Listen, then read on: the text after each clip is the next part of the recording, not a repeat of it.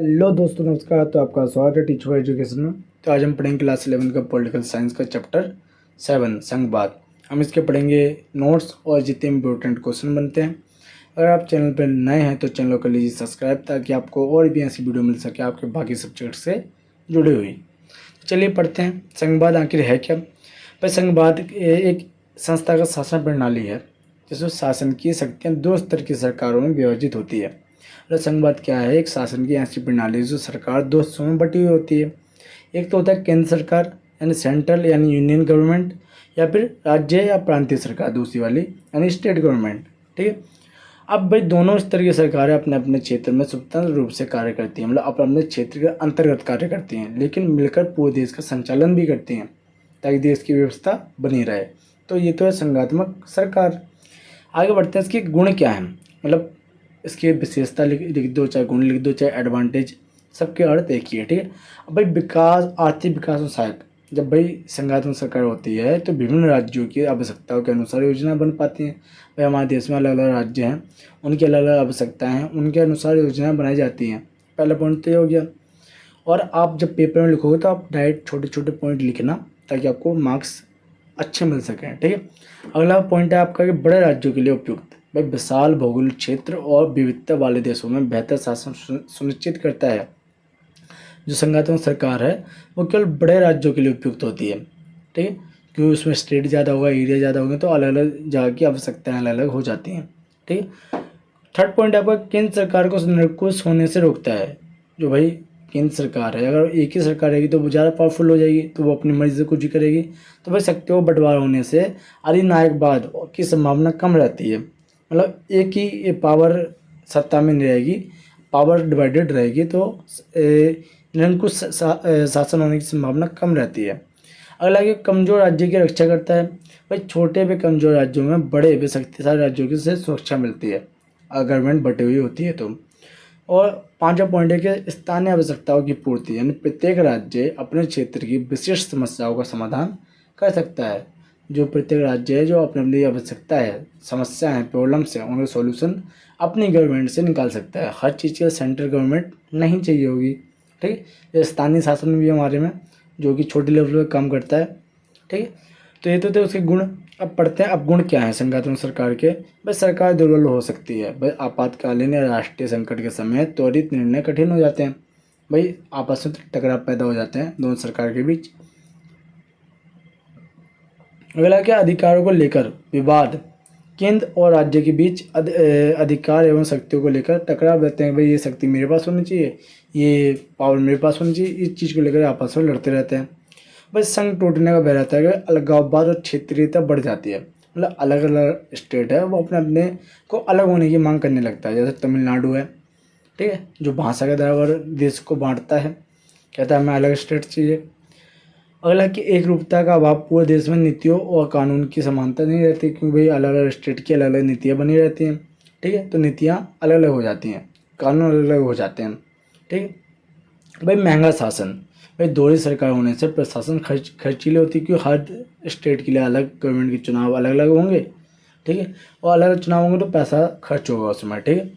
आगे है संघात्मक संविधान की विशेषता। भाई जो संघात्मक शासन है, संविधान, वो जो उस संविधान होता है उसकी विशेषता क्या है। भाई शक्तियों का विभाजन, जो पावर्स हैं वो डिवाइडेड होती हैं अलग अलग चीज़ों में, अलग अलग मतलब संस्थाओं में। केंद्र और राज्यों के बीच स्पष्ट रूप से शक्तियों का बंटवारा किया जाता है ताकि आपस में भी लड़े ना। भाई लिखित संविधान होता है। भाई संघात्मक संविधान प्राय लिखित होता है ताकि सभी स्तर की सरकारें अपनी शक्तियों व सीमाओं को समझ सकें। ठीक है। थर्ड पॉइंट है कि संविधान की सर्वोच्चता। केंद्र और राज्य दोनों ही सरकार संविधान के अधीन होती हैं। केंद्र और राज्य हैं दोनों ही क्या होती हैं, संविधान के अंडर में रहकर कार्य करती हैं।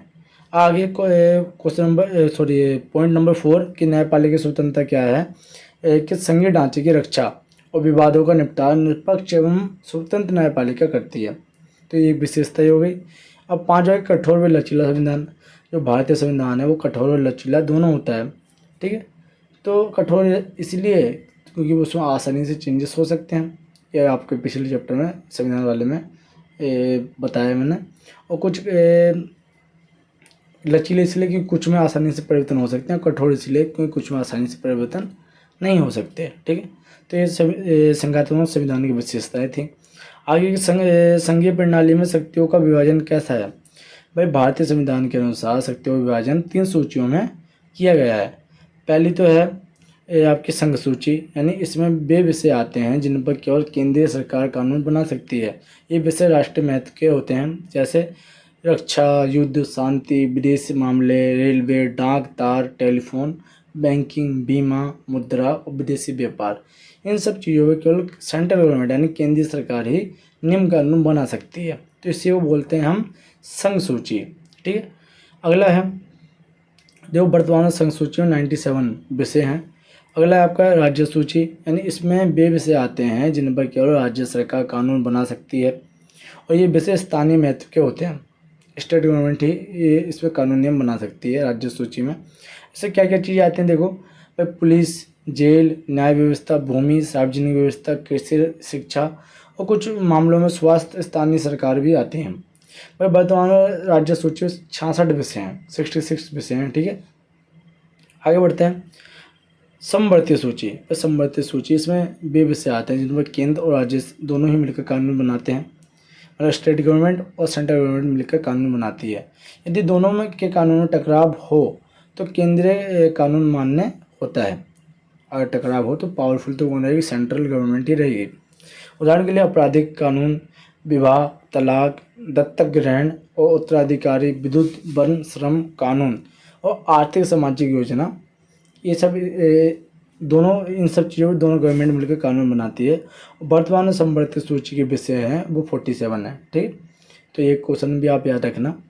आगे बढ़ते हैं कि संघवाद के लिए भारतीय संविधान में प्रयुक्त शब्द कौन सा है? संघवाद के लिए यूनियन शब्द का प्रयोग किया गया है। ठीक है, वो अनुच्छेद 1 में कहा गया है इसे। भारत राज्यों का संघ होगा यानी यूनियन होगा।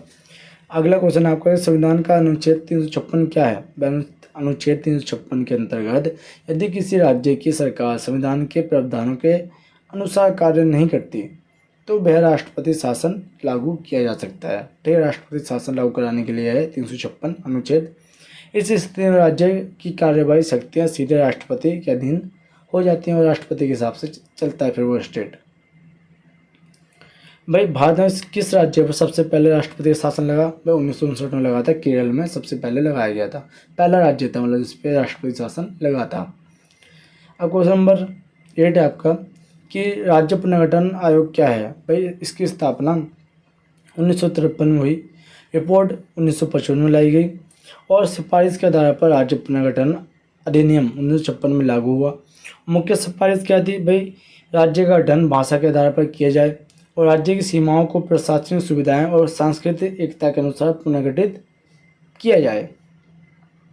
तो ये था भाई हमारा राज्य पुनर्गठन आयोग। इसका क्वेश्चन आता है किसकी स्थापना कब की गई? आगे आपका कि सरकारी आयोग क्या है? भाई नियुक्ति 1983 में हुई इसकी और इससे केंद्र और राज्य सरकार के बीच संबंधों को की जांच सुधार हेतु बनाया गया था इसे। मुख्य सिफारिश क्या थी इसकी? भाई राज्य की नियुक्ति निष्पक्ष होनी चाहिए और राज्य का चयन योग्य, निष्पक्ष और गैर पक्षपाती व्यक्ति से किया जाए। केंद्र राज्य के बीच समन्वय और सहयोग की भावना बढ़ाई जाए। तो ये इसकी सिफारिश थी सरकारी आयोग की। ठीक है, क्वेश्चन नंबर 10 के राष्ट्रपति शासन की अवधि कितनी होती है? भाई राष्ट्रपति शासन की अवधि 6 महीने के लिए लागू किया जाता है और इसे अधिकतम 3 वर्ष तक बढ़ाया जा सकता है और प्रत्येक 6 महीने पर संसद की स्वीकृति आवश्यक होती है, तब जाके इसको बढ़ाया जा सकता है। ठीक है, अगला बढ़ते हैं क्वेश्चन नंबर 11 कि अवशिष्ट शक्तियाँ क्या हैं? भाई वे शक्तियाँ जिनका उल्लेख संघ सूची, राज्य सूची या समवर्ती सूची में नहीं हो, कहीं है ही नहीं इनका उल्लेख, और ऐसे विषय पर कानून बनाने का अधिकार केंद्र सरकार के पास ही होता है, संसद के पास होता है। और उदाहरण के लिए सूचना प्रौद्योगिकी, अंतरिक्ष अनुसंधान आदि, इन पर क्या होता है? केवल केंद्र सरकार इस पर कानून बना सकती है। तो ये अवशिष्ट शक्तियाँ। ठीक है, आगे बढ़ते हैं। एक क्वेश्चन आता है आपका याद रखना, भारतीय संविधान की संघीय व्यवस्था में तनाव के कारण क्या है? स्वायत्ता की मांग। समय समय पर राज्य और क्षेत्रीय दलों ने केंद्र की तुलना में अधिक स्वायत्ता की मांग किया हुई, क्या मैं ये इस चीज़ों में अधिकार दे दो, ये करने दो। तो भाई ये है वो जो संघीय व्यवस्था में तनाव के कारण बनते हैं। अगला वित्तीय सहायता स्वायत्ता। फिर राज्यों का कहना है कि आय के अधिक साधन और संसाधनों पर नियंत्रण उन्हें मिलना चाहिए, ऐसा राज्य यानी स्टेट गवर्नमेंट का कहना होता है, जो कि केंद्र के पास होती है पावर्स। अगला है कि प्रशासनिक स्वायत्ता व शक्तियों के विभाजन में बदलाव कर राज्यों को अधिक अधिकार दिए जाने चाहिए, ऐसा किसका मानना है? राज्य सरकार का मानना है। पर राजनीतिक मतभेद, भाई केंद्र और राज्यों की अलग अलग राजनीतिक विचारधाराएं टकराव पैदा करती हैं। भाई दोनों की अलग अलग जब नीतियाँ बनी तो टकराव तो पैदा होंगे ही। भाई राज्यपाल की भूमिका क्या है? भाई कई बार राज्यपाल को केंद्र का प्रतिनिधित्व मानकर विवाद उत्पन्न हो जाता है दोनों गवर्नमेंट के बीच। ठीक है, तो ये तो भाई दोनों में मतभेद के कारण थे। आगे बढ़ते हैं। क्वेश्चन नंबर 12, क्या भारतीय संविधान की संघीय व्यवस्था में तनाव के क्या कारण है? एक मिनट भाई, ये रिपीट हो गया है। नहीं, रिपीट नहीं हुआ है। हाँ ठीक है, तनाव के कारण क्या है? अभी शायद हम यही पढ़ रहे थे तनाव के कारण, तो इसकी मैंने 2 पॉइंट आपको नहीं बताए तो वो भी बता देता हूँ मैं। ये छठा पॉइंट आपका सांस्कृतिक और भाषाई कारणों में तनाव। तो छठे पॉइंट में कहता है कि जैसे कि तमिलनाडु में हिंदी विरोधी और हिंदी पे थोपे जाने का विरोध हुआ, अभी भी हो रहा है। पंजाब में पंजाबी और संस्कृति की मांग, भाषा की संस्कृति के प्रोत्साहन को लेकर आंदोलन हुए। और सातवां है कि नए राज्यों की मांग। भारतीय संघीय व्यवस्था में समय समय पर नए राज्यों के गठन की मांग उठती है।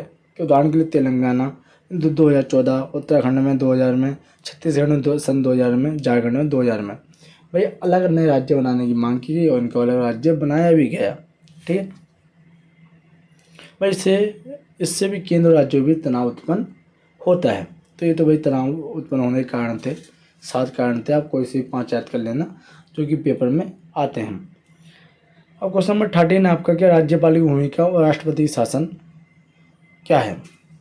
ठीक है, राज्यपाल की भूमिका की बात करें तो राज्यपाल की नियुक्ति राष्ट्रपति के द्वारा की जाती है। इससे कई बार राज्यों को लगता है कि राज्यपाल केंद्र सरकार के प्रतिनिधि की तरह कार्य करता है, ना कि राज्य के लिए। ठीक है, और अनुच्छेद 356 का प्रयोग कई बार केंद्र सरकार राज्यपाल की रिपोर्ट के आधार पर राष्ट्रपति शासन लागू कर देती है।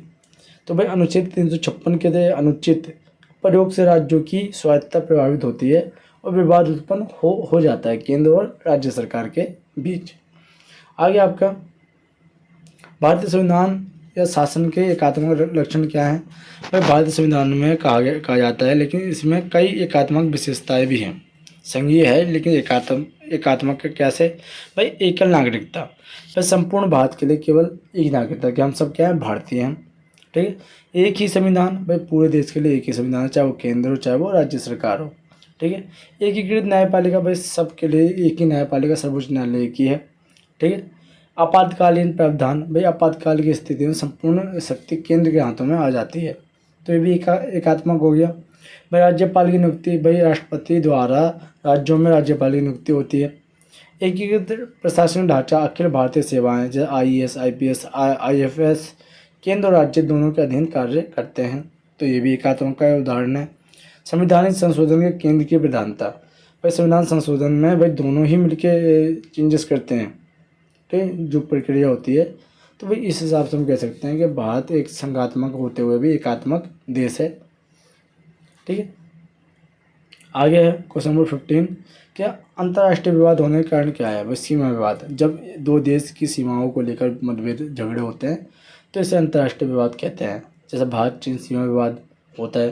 भाई नदी को लेकर, भाई के क्या है कि जब किसी अंतर्राष्ट्रीय नदी में जल के बंटवारे पर देश आपस में सहमत नहीं होते तो भारत पाकिस्तान सिंधु जल संधि, ये तो उदाहरण है।